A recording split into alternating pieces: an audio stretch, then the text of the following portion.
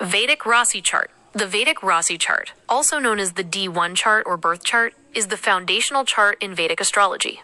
It's a 12-house grid that represents the zodiacal signs and the positions of the planets at the exact time and location of an individual's birth. Zodiac Signs. The 360-degree zodiac is divided into 12 equal signs: Aries, Taurus, Gemini, Cancer, Leo, Virgo, Libra, Scorpio, Sagittarius, Capricorn, Aquarius, and Pisces, each spanning 30 degrees. These signs represent fundamental energies and characteristics. Houses. The Rasi chart is also divided into 12 houses, each representing different areas of life, such as self, family, career, relationships, etc. In the most common house system used with the Rasi chart, Sripathi system, the houses are also typically 30 degrees each. The ascendant, or the sign rising on the eastern horizon at the time of birth, marks the first house and is the most crucial point in the chart. Planetary placements. The chart shows where each of the 9 planets, Sun, Moon, Mars, Mercury, Jupiter, Venus, Saturn, Rahu, and Ketu, were located in the zodiac at the moment of birth. These placements by sign and house are the basis for interpreting an individual's personality, potential, and life events. KP Bhava chart. The Bhava chart in KP Krishnamurti Paddhati astrology is a crucial departure from the traditional Vedic house division. While it also contains 12 houses, their calculation and significance differ significantly. Unequal houses. KP astrology primarily uses the Placidus house system, which results in unequal house sizes.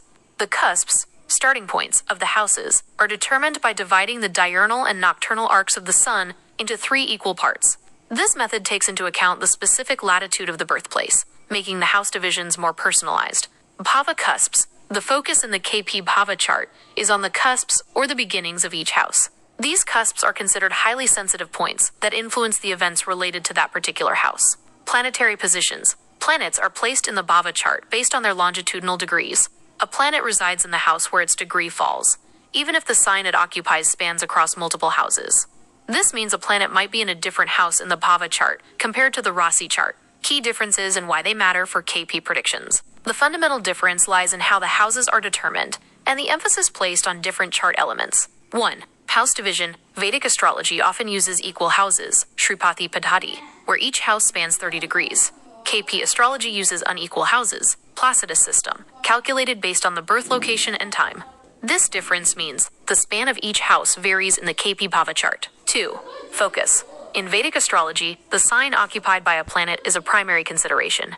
In KP astrology, the house in which a planet is located in the Bhava chart, and, more importantly, the nakshatra, star lord of the planet, are paramount for predictions. 3. Cusps as focal points. KP astrology gives immense importance to the cusps of the houses. The sign, nakshatra, and sublord of the planet occupying or ruling a cusp are key determinants of the events related to that house. 4. Ayanamsa. KP astrology uses the Krishnamurti Ayanamsa, which differs slightly, by about 6 minutes, from the Lahiri Ayanamsa commonly used in Vedic astrology. This difference can lead to minor variations in planetary longitudes, and thus their placement in the charts. Why understanding this difference is crucial for KP predictions. Accurate house placement. Knowing that planets can shift houses between the Rasi and Bhava charts is essential. KP predictions are heavily based on the house a planet occupies in the Bhava chart, as this indicates the areas of life the planet's energy will influence. Cuspal significance. In KP, the prediction about an event related to a specific house, e.g., marriage, 7th house, is primarily analyzed by examining the sign, nakshatra lord, and sublord of the 7th house cusp. The planets influencing this cusp through occupation, aspect, or lordship play a vital role. Nakshatra lord dominance. KP astrology emphasizes that a planet gives results based on the nakshatra it is located in, and more specifically, the lord of that nakshatra. Therefore, even if a planet is in a seemingly favorable sign in the Rasi chart, its influence will be colored by its nakshatra lord as per its Bhava chart placement. In essence, while the Vedic Rasi chart provides a foundational understanding of planetary influences based on signs and houses, the KP Bhava chart offers a more granular and precise view by considering unequal houses, the significance of house cusps, and the dominant role of the nakshatra lord in shaping planetary outcomes within specific life areas. For accurate interpretations using the KP method, analyzing the Bhava chart and its unique principles is indispensable.